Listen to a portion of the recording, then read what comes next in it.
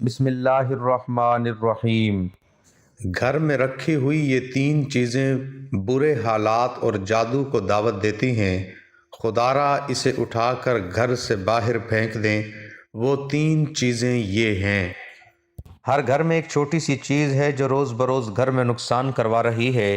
کیا آپ جانتے ہیں وہ کیا ہے؟ اگر آپ نے آج یہ چیز اپنے گھر سے نہ نکالی تو یہ آپ کے گھر میں تنگ دستی، بدقسمتی، منفی اثرات اور جنات اس گھر میں داخل ہو جائیں گے۔ وہ چیز کیا ہے؟ آپ نے کبھی سوچا ہے کہ کچھ گھر ایسے کیوں ہوتے ہیں جہاں داخل ہوتے ہی دل گھبرا اٹھتا ہے؟ ایسا لگتا ہے جیسے فضا بھاری ہو، ہوا میں کوئی انجانی خاموشی تیر رہی ہو۔ سب کچھ بظاہر درست ہوتا ہے لیکن پھر بھی سکون کہیں گم ہو جاتا ہے۔ گھر صاف ستھرا، نمازی لوگ، ذکر درود اور استغفار کی آوازیں، مگر پھر بھی دل بے چین، نیند ادھوری اور صبح جاگتے ہی بدن تھکا ہوا۔ ایسا کیوں ہوتا ہے کہ دعا کے بعد بھی دل کو اطمینان نہیں ملتا؟ گھر کی خوشیاں جیسے آتے آتے کہیں مڑ جاتی ہیں اور دل کسی ان دیکھے بوجھ کے نیچے دبنے لگتا ہے۔ کبھی ہم سوچتے ہیں کہ شاید کسی نے نظر لگا دی، شاید کوئی بدنیت انسان ہمارے خلاف کچھ کر رہا ہے، لیکن سچ یہ ہے کہ بعض اوقات دشمن نہیں ہوتا، دشمن ہمارے اپنے گھر کی دیواروں کے اندر چھپا ہوتا ہے۔ ہم خود انجانے میں اسے پناہ دے دیتے ہیں، ہم خود اپنی کمزوری سے اسے جگا دیتے ہیں۔ یہ وہ چیز ہے جسے ہم معمولی سمجھ کر رکھتے ہیں، لیکن در حقیقت وہی چیز ہے جو روشنی کو اندھیرے میں بدل دیتی ہے۔ یہی وہ چیز ہے جو رحمت کے فرشتوں کو دور اور شیطان کو قریب کر دیتی ہے۔ ایسا نہیں کہ گھر کے افراد برے ہوں، بلکہ وہ اس چیز کے اثرات سے خود بھی بے خبر رہتے ہیں، اور جب یہ اثرات بڑھنے لگتے ہیں تو انسان کے دل پر بوجھ بڑھنے لگتا ہے۔ ایسا محسوس ہوتا ہے جیسے سانسیں بھاری ہوں، جیسے دل کسی انجانے خوف میں گرفتار ہو۔ انسان کوشش کرتا ہے، دعا کرتا ہے، مگر سکون کی بارش نہیں برستی۔ اس کی وجہ وہی چھپی ہوئی چیز ہوتی ہے جسے ہم نظر انداز کر کے اپنے گھر میں جگہ دے بیٹھے ہیں۔ لیکن خوشخبری یہ ہے کہ اگر آپ آج اس حقیقت کو جان لیں اور وہ چیز اپنے گھر سے نکال دیں تو آپ دیکھیں گے کہ کس طرح گھر کا ماحول بدلنے لگتا ہے۔ جہاں پہلے بے چینی تھی وہاں سکون اترنے لگے گا، جہاں جھگڑے تھے وہاں الفت کی ہوا چلنے لگے گی، جہاں خاموش دیواریں تھیں وہاں تسبیح کی آوازیں گونجنے لگے گی،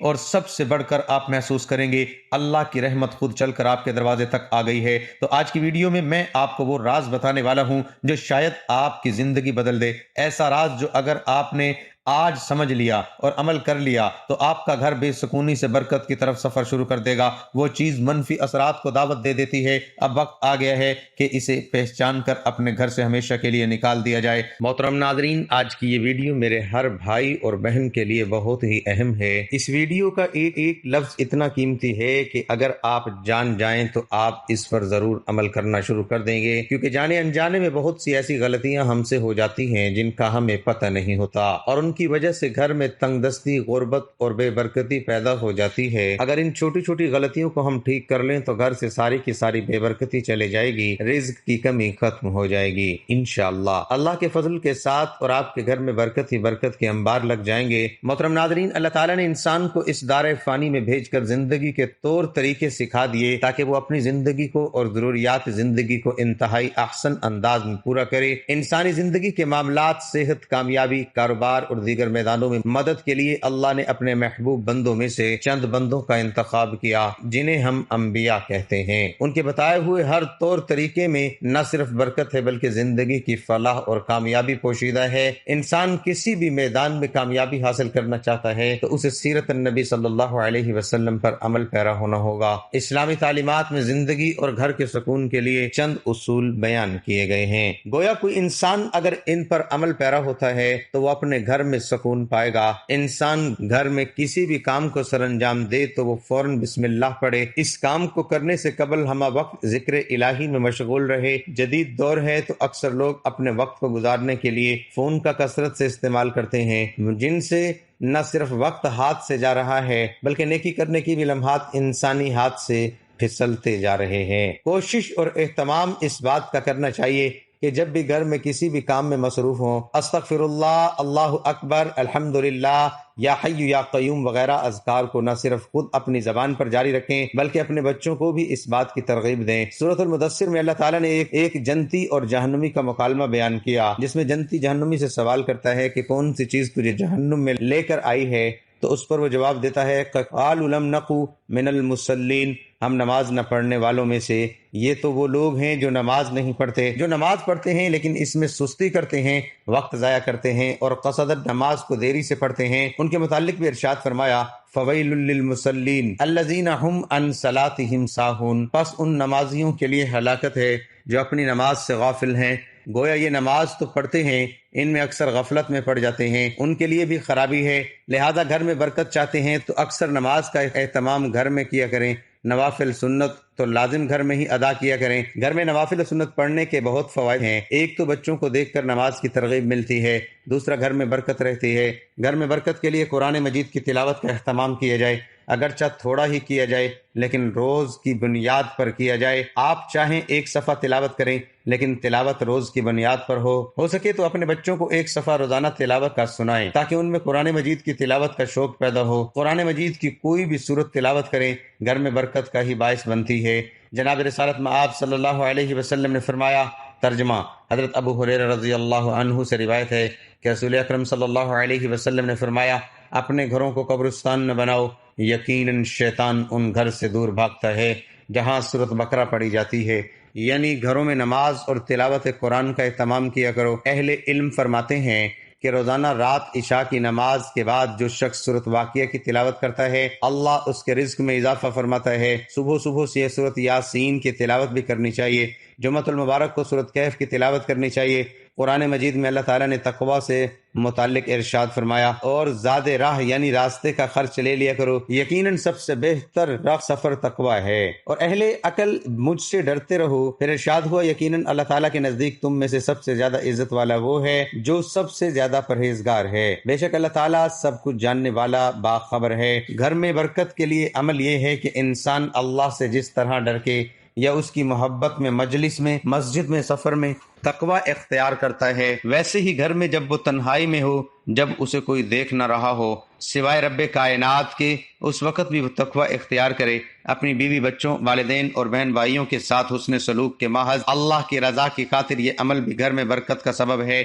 اس میں کوئی دو رائے نہیں ہے کہ جب انسان مل کر کھانا کھاتے ہیں تو اللہ عز و جل اس میں برکت ڈال دیتا ہے، اور پھر جب افراد گھر کے ہوں، والدہ ہو، والد ہو، میاں بیوی، بچے، بہن بھائی، سب مل کر بیٹھ کر ایک جگہ اہتمام کے ساتھ اللہ کے نام سے شروع کریں تو برکت کا کیا عالم ہوگا۔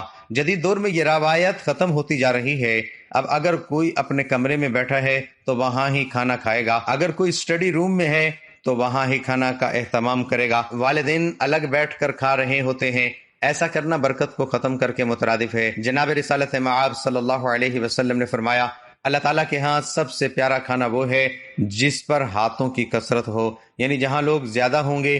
آپ نے ارشاد فرمایا، صحابہ نے عرض کیا، یا رسول اللہ صلی اللہ علیہ وسلم، ہم کھاتے ہیں مگر سیر نہیں ہوتے، تو فرمایا شاید تم الگ الگ ہو کر کھاتے ہو۔ صحابہ نے جواب دیا، ہاں جی۔ فرمایا اپنے کھانے پر اکٹھے ہو جاؤ اور اس پر اللہ کا نام لو، اس میں تمہارے لیے برکت ڈال دی جائے گی۔ اللہ تعالیٰ نے رزق کی تقسیم کے اوقات کار مقرر تو نہیں کیے، لیکن اسلامی تعلیمات سے معلوم ہوتا ہے کہ چند ایسے اوقات کار ہیں جن میں اگر انسان رزق حلال کی تلاش میں نکلے تو اسے نہ صرف رزق ملتا ہے بلکہ اس کے رزق میں اللہ برکت بھی ڈالتا ہے۔ ہماری تہذیب و ثقافت کا یہ حصہ رہا ہے کہ ہمارے بڑے صبح جلد اٹھ جاتے تھے، فجر کی نماز ادا کرنے کے بعد تلاوت قرآن کرتے اور پھر رزق حلال کی تلاش میں نکل پڑتے تھے، یہاں تک کہ وہ شام کو واپس لوٹ آتے تھے اور عشاء کی نماز کے بعد سو جاتے تھے۔ یہ ایسا وقت ہے رزق حلال کے لیے جس میں نہ صرف انسان زیادہ سے زیادہ اللہ کا فضل سمیٹ سکتا ہے بلکہ اس میں برکت بھی حاصل کرتا ہے، لیکن اثر حاضر میں تمام اوقات کار بدل چکے ہیں۔ لوگ اب فجر کے وقت سوتے ہیں اور ساری رات جاگتے ہیں۔ ہم یہ دیکھ سکتے ہیں کہ ان کے گھروں میں 4 سے 5 افراد کمانے والے ہیں، لیکن پھر بھی برکت نہیں، جبکہ ہمارے اجداد میں محض ایک شخص کمانے والا ہوتا تھا اور پورے گھر کو ایک ہی فرد کافی رہتا تھا۔ لہٰذا اگر آج ہم چاہتے ہیں کہ ہمارے گھروں میں اور رزق میں برکت ہو تو صبح جلدی اٹھنے کی عادت ڈالیں اور رات کو جلدی سونے کی عادت ڈالیں۔ اللہ پر توکل کرنا جیسا کہ اس کا حق ہے، وَمَن يَتَوَكَّلْ عَلَى اللَّهِ فَإِنَّ اللَّهَ عَزِيزٌ حَكِيمٌ، جو کوئی اللہ پر توکل کرتا ہے تو اللہ اس کے جملہ امور کا کفیل ہو جاتا ہے۔ بے شک اللہ بہت غالب، بڑی حکمت والا ہے۔ मोहतरम नादरीन, एक मजदूर सुबह से शाम तक धूप में पसीने से शराबूर होकर मजदूरी करता, ईंटें उठाता, रेत ढूंढता है। शाम के वक्त जब सूरज ढलता तो अपनी मजदूरी जेब में डालकर घर का रुख करता। वो सिक्के उसकी मेहनत का निचोड़ होते। वो सुकून से बच्चों के लिए खाने पीने की चीजें लाता, कभी घर के लिए आटा, कभी बच्चों के लिए दूध। मगर उसके बावजूद उसकी जिंदगी में एक अजीब सी उदासी बसी हुई थी। न खुशी का एहसास, न इत्मीनान का लम्हा, जैसे उसके घर की दीवारों ने सुकून से दुश्मनी कर ली हो।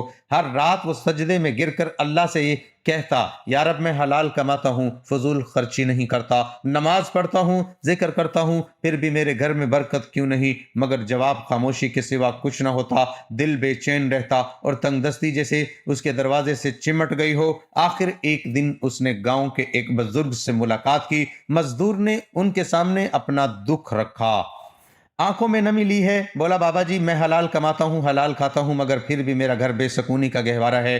खुशी जैसे मेरे घर से रूठ गई है। बुजुर्ग मुस्कुराते हुए और निहायत नरमी से बोले, बेटा, आज के दिन की मजदूरी से तुमने कोई चीज नहीं खरीदनी। 2 किलो मिठाई लेना और मेरे पास लाना, मैं इस पर कुछ दम करूंगा। जब शाम को घर पहुंचो तो दरवाजे पर रखकर अपने कान लगाकर सुनना कि तुम्हारे घर के अंदर से क्या आवाज आती है। तुम्हारे घर में रखी एक चीज तुम्हारी तंगदस्ती और बेसकूनी के हाल का राज खोल देगी। मजदूर ने ताज्जुब से देखा मगर चुप कर लिया। दिन भर की मेहनत के बाद शाम ढले उसने 2 किलो मिठाई खरीदी। जैसे ही उसने अपने घर में कदम रखा तो 3 चीजें घर में तंगदस्ती, बेसकूनी और नेगेटिविटी को दावत दे दी है। पहली चीज, जब दीवारों पर शुक्र की बजाय नाशुक्री हो। कुछ घरों में दाखिल होते ही एक अजीब सी खामोशी इस्तकबाल करती है। न कोई शोर, न कोई चीखो पुकार। ऐसा महसूस होता है जैसे हवा ने भी सांस रोक ली हो। दीवारें जैसे कुछ कहना चाहती हों। उन पर लिखी तहरीर खामोशी से सब कुछ कह जाती है। वो तहरीर जो किसी कलम से नहीं, इंसानों के रवैये से लिखी जाती है।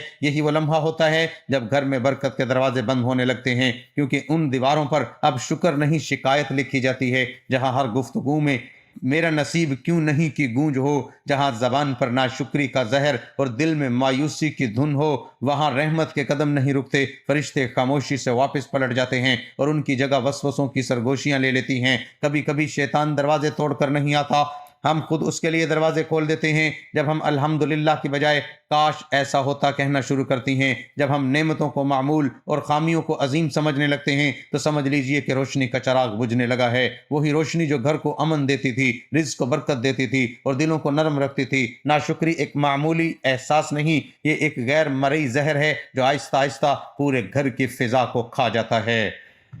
ये बातों से शुरू होती है मगर असर माहौल पर डालती है। एक वक्त आता है जब घर भरा होता है मगर दिल खाली, अल्फाज ज्यादा होते हैं मगर समझ खत्म, और फिर जिंदगी की रौनकें जैसे एक एक करके रुखसत होने लगती हैं। शैतान ऐसे घरों में खुशी से बसेरा करता है जहाँ जबान नाशुक्री बोले और दिल शुक्र करना भूल जाए। वो जानता है जहाँ शुक्र नहीं वहाँ सजदे भी बेनूर होते हैं। जहाँ शिकायत है वहाँ दुआ भी दरवाज़ा नहीं खोलती। वहाँ हर दिल में ये एहसास डालता है कि तुम महरूम हो, और इंसान अपनी मौजूदा नेमतों को भूलकर खालीपन के जाल में फंसता चला जाता है। याद रखिए, शुक्र सिर्फ अल्फाज नहीं, ये एक रोशनी है। ये वो रोशनी है जो अंधेरों को पीछे धकेलती है, जो फरिश्तों को मुतवज्जह रखती है और जो शैतान के कदमों को जला दे। जिस घर में ज़बान अल्हम्दुलिल्लाह कहना सीख ले, उस घर की छत भी दुआ बन जाती है। अगर आप चाहते हैं कि तंगदस्ती का सिलसिला टूट जाए, बेसकूनी की जंजीरें कट जाएं और घर में रोशनी खुद चल कर आए, तो सबसे पहले अपने अल्फाज को बदलें, क्योंकि जब दीवारों पर शुक्र लिखा जाता है तो रहमत खुद उन अल्फाज को पढ़ने आती है। 3 चीजें घर में तंगदस्ती, बेसकूनी और नेगेटिविटी को दावत देती हैं। दूसरी चीज, जब आंखें ऐब ढूंढने की आदी हो जाएं। कभी सोचा है कि जब तेरी आंखें किसी की कमी तलाश करने लगती हैं तो तेरे नसीब की रोशनी क्यों खत्म हो जाती है? क्यों घर का सुकून तेरे हाथ से रेत की तरह फिसलने लगता है? क्यों हर चीज होने के बावजूद दिल खाली, रूह बोझल और फिजा बेरौनक लगती है? इसलिए कि वो आंख जो मोहब्बत के लिए पैदा हुई थी अब तनकीद का हथियार बन चुकी है। वो निगाह जो रहमत के मंजर देखने वाली थी अब सिर्फ दूसरों के ऐब तलाश करती है। और जान ले, जिस घर में ऐब ढूंढने वाले बसते हैं वहां बरकत नहीं रुकती, वहां शैतान अपना ठिकाना बनाता है। یہ عیب جوئی معمولی گناہ نہیں، یہ روح کی بیماری ہے، یہ وہ آگ ہے جو خاموشی سے دلوں کو جلاتی ہے، تعلقات کو راکھ کر دیتی ہے اور گھر کی فضا کو اندھیروں میں بدل دیتی ہے۔ جس گھر میں ہر زبان کسی دوسرے کے قصور گنتی ہے، وہاں رزق تنگ ہوتا ہے، دعائیں رک جاتی ہیں اور سکون ہجرت کر جاتا ہے۔ اے وہ آنکھ جو دوسروں کی خطائیں دیکھتی ہے، کبھی اپنے آئینے میں جھانک، تجھے اندازہ ہو کہ جو عیب تو دیکھتا ہے وہ تیرے دل کی اپنی غفلت کی دھن ہے۔ جو دوسروں میں کمی تلاش کرتا ہے وہ دراصل اپنے اندر کے خالی پن سے بھاگ رہا ہوتا ہے۔ ایسے لوگ گھروں میں شور چھوڑ جاتے ہیں مگر سکون کبھی نہیں۔ شیطان جانتا ہے کہ محبت والے گھر اس کے دشمن ہیں، اس لیے کہ وہ گھروں کی نگاہوں میں زہر گھول دیتا ہے، وہ دلوں کے درمیان دیواریں کھڑی کر دیتا ہے، وہ کانوں میں سرگوشی کرتا ہے۔ دیکھو اس نے تمہارے ساتھ ایسا کیا، اور جب تم اس کے بہکاوے میں آ جاتے ہو تو سمجھ لو تمہارے گھر کی فضا بدل گئی۔ اب وہاں صرف وسوسے بستے ہیں، محبت نہیں۔ یاد رکھو جس گھر کی آنکھیں عیب دیکھنے لگتی ہیں اس گھر کی برکتیں پردہ کر لیتی ہیں۔ جہاں نگاہ میں بدگمانی ہو وہاں فرشتے نہیں آتے، وہاں شیطان رقص کرتا ہے۔ اس کی ہنسی تمہیں سنائی نہیں دیتی مگر تمہاری بے سکونی اس کی فتح کی گواہی دیتی ہے۔ دلوں کو جوڑنے والی آنکھیں جنتی ہوتی ہیں اور توڑنے والی آنکھیں جہنمی۔ رحمت ان گھروں میں اترتی ہے جہاں نگاہیں پردہ ڈالنا جانتی ہیں، جہاں زبان محبت تلاش کرتی ہے، جہاں دل دوسروں کے لیے دعا کرتا ہے نہ کہ عیب بیان کرے۔ مومن اگر چاہتا ہے کہ تیرے گھر سے تنگ دستی کا سایہ رخصت ہو جائے، بے سکونی کی زنجیریں ٹوٹ جائیں، تو اپنی نگاہ کو پاک کر، عیب دیکھنے کی بجائے خوبی دیکھ۔ عیب چھپانے والا اللہ کا دوست بن جاتا ہے اور عیب پھیلانے والا شیطان کا۔ جب آنکھیں محبت سے دیکھنے لگتی ہیں تو رحمتیں خود دروازہ کھول کر آتی ہیں۔ جب آنکھ سے دوسروں کی کمی میں الجھ جائے تو سمجھ لیں کہ شیطان تیرے ذہن میں اتر چکا ہے، تیری چیزیں بے سکونی اور نیگیٹیوٹی کو دعوت دیتی ہیں۔ تیسری چیز، جب دروازے دعاؤں سے نہیں آوازوں سے کھلیں۔ کیا تم نے کبھی سوچا ہے کہ گھر وہ جگہ ہے جہاں امن اترنا چاہیے، جہاں ہر سانس میں محبت کی خوشبو ہونی چاہیے، جہاں دروازے کھلے تو اسلام کی روشنی پھیلے؟ لیکن اگر وہی دروازہ شور، تلخی اور چیخو پکار سے کھلے، وہاں زحمت نے جگہ لے لی ہے۔ جب گھروں کے دروازے سلام سے خالی ہو جائیں تو وہاں فرشتے نہیں آتے۔ جب الفاظ بھاری ہو جائیں تو وہ فضا بھی بوجھل ہو جاتی ہے، اور جب گفتگو میں تلخی ہو تو برکت زمین سے اٹھ جاتی ہے۔ یہی وہ لمحہ ہے جب شیطان دروازہ کھولتا ہے اور کہتا ہے اب یہ گھر میرا ہے۔ گھر کا شور صرف آوازوں کا نہیں ہوتا، یہ دلوں کے شور سے جنم لیتا ہے۔ جب ماں کا دل دکھی ہو، ماں کا چہرہ بوجھل ہو، بچوں کے لہجے میں کڑواہٹ ہو، تو یہ شور دیواروں سے ٹکرا کر واپس کرتا ہے، اور آہستہ آہستہ وہ شور گھر کے در و دیوار سے روشنی کھینچ لیتا ہے۔ پھر وہی گھر جو کبھی سکون کا گہوارہ تھا اب بے برکتی کا مرکز بن جاتا ہے۔ یہ شور صرف الفاظ نہیں، یہ رحمت کے فرشتوں کے لیے بند دروازے ہیں۔ وہ گھر جہاں آوازیں اونچی ہوں، جہاں زبان تیز ہو، جہاں دلوں میں برداشت نہ ہو، وہ گھر اصل شیطان کا ٹھکانہ بن جاتا ہے، کیونکہ شیطان کو خاموشی نہیں شور پسند ہے۔ اسے وہ گھر پسند ہے جہاں بحث ہو مگر دعا نہ ہو، جہاں غصہ ہو مگر صبر نہ ہو، جہاں میں ہوں مگر ہم نہ ہوں۔ اگر تم چاہتے ہو کہ تنگ دستی تیرا مقدر نہ بنے تو اپنے گھر کے دروازے آوازوں سے نہیں دعاؤں سے کھولو۔ سلام کو اپنی دہلیز کا پہلا لفظ بناؤ، درود کو اپنے دروازے کا پہرہ دار بناؤ۔ جب زبان سے سلام نکلتا ہے تو فرشتے جواب دیتے ہیں، لیکن جو زبان سے شور نکلتا ہے تو رحمت کے دروازے بند ہو جاتے ہیں۔ ہر گھر میں خوشحالی، رزق، برکت اور محبت اس وقت اترتی ہے جب اس گھر کا پہلا کلمہ سلام ہو۔ ناظرین، اللہ تعالیٰ سے دعا ہے کہ اللہ تعالیٰ نیکی کی بات کو سننے، سمجھنے اور اس پر عمل کرنے کی توفیق عطا فرمائے۔ میرا سنانا اور آپ کا سننا اپنی بارگاہ الہی میں قبول و منظور فرمائے اور ہمارا خاتمہ ایمان پر فرمائے، آمین یا رب العالمین۔ ناظرین، ویڈیو اچھی لگی ہو تو ویڈیو کو لائک کریں، دوستوں میں شیئر کریں، چینل کو سبسکرائب کریں اور کمنٹ باکس میں اللہ تعالیٰ کے 99 ناموں میں سے ایک نام ضرور ٹائپ کریں۔ اگلی ویڈیو تک کے لیے اجازت دیجیے گا، اللہ حافظ۔